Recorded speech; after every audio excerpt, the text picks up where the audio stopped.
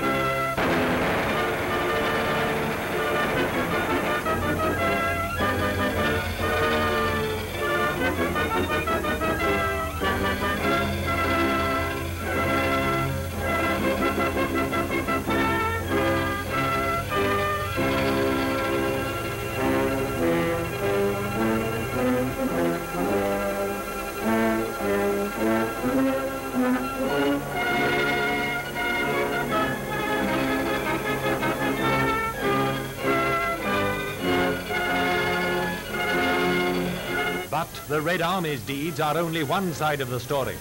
Another army was at work behind the enemy lines, elusive, matching the Huns' brute force with cunning.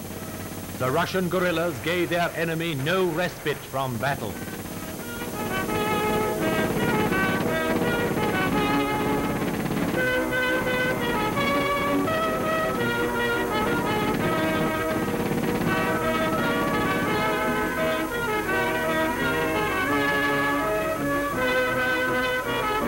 These Russian villagers, men and women, aye, and children too, fought an organized battle of wits, knowing well the certain penalty if caught, death.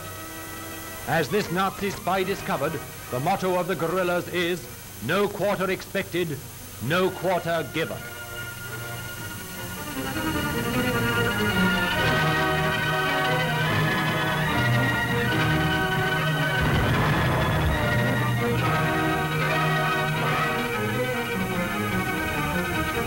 The deeds of these simple country folk who choose grimly to die fighting rather than submit to the invader will rank high in the roll of honor when the full story of the war comes to be written.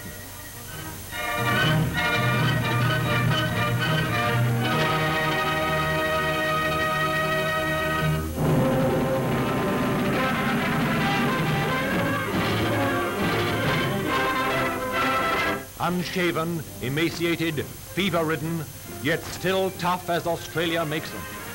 These are some of the troops who beat the Japanese at their own game in the steaming jungles of Papua. How they fought that long, grueling struggle through swamps, over mountains, in almost impassable jungle is an epic of human endurance.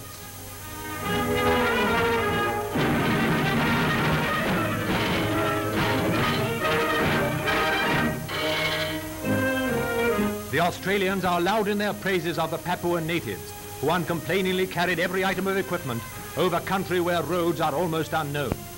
Full of admiration, too, for their unselfish devotion to the wounded, carrying them for days through this sort of country. There's a dramatic reality about all this that cannot be escaped. Cheerfulness and courage, contrasting sharply with suffering.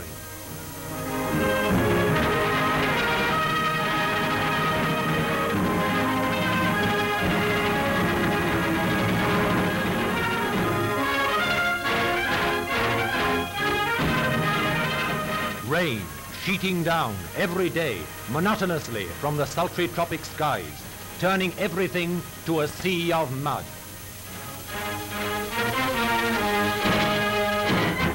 Then came the Americans to join up with the Australians. They built their own bridges, made their own roads, cutting their way through virgin country that up till now has probably never been explored by white men.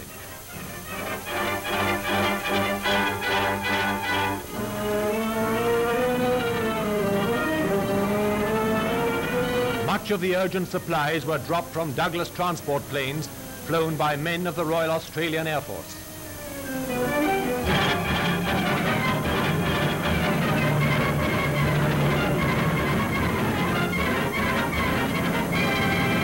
By air, Port Moresby is just an hour or two, but carried overland, these essential supplies couldn't have been delivered in under 6 days, and uncertain, hazardous days at that.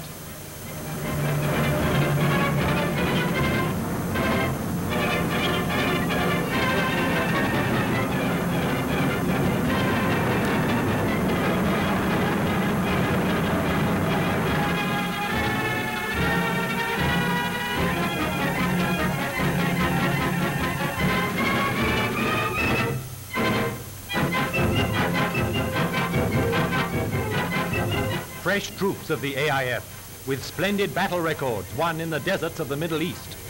Here in the streaming forests of Papua, they had to learn very different tactics. Here it was a cat-and-mouse game against the wily Japanese, who fought back bitterly every inch of the way.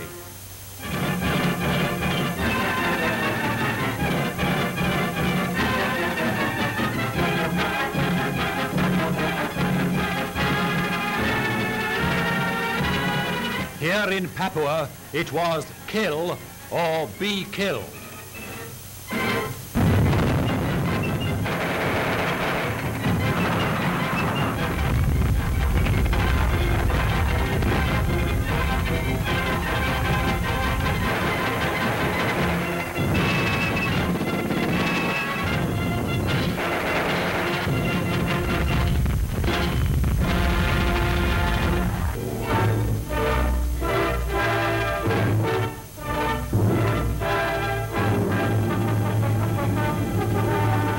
Rapidly following on the momentous conference at Casablanca came the news of Mr. Churchill's flying visit to Turkey, accompanied by prominent statesmen and leaders of the fighting services.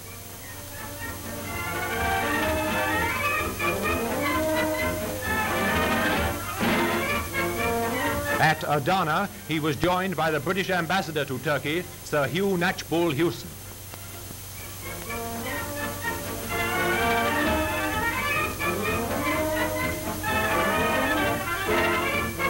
Britain's Prime Minister had come to Adana for discussions of first importance to both Turkey and the United Nations, for all of whom Winston Churchill was empowered to speak. The conversations took place on a railway siding, and there the British Prime Minister was received by President İnönü of Turkey.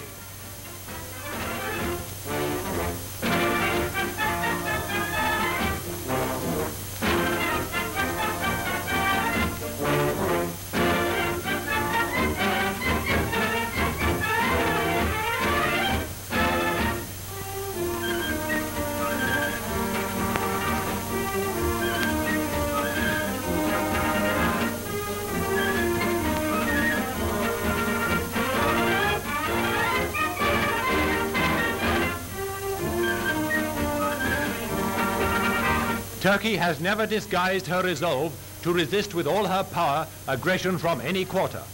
Neither has she ever wavered in her loyalty to the British alliance.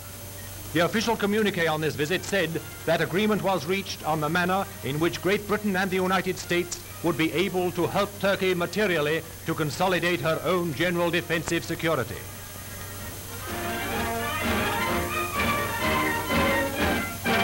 Adana has strengthened Turkey's resolves and has set the seal upon her security for the duration of the war and in the peace to follow.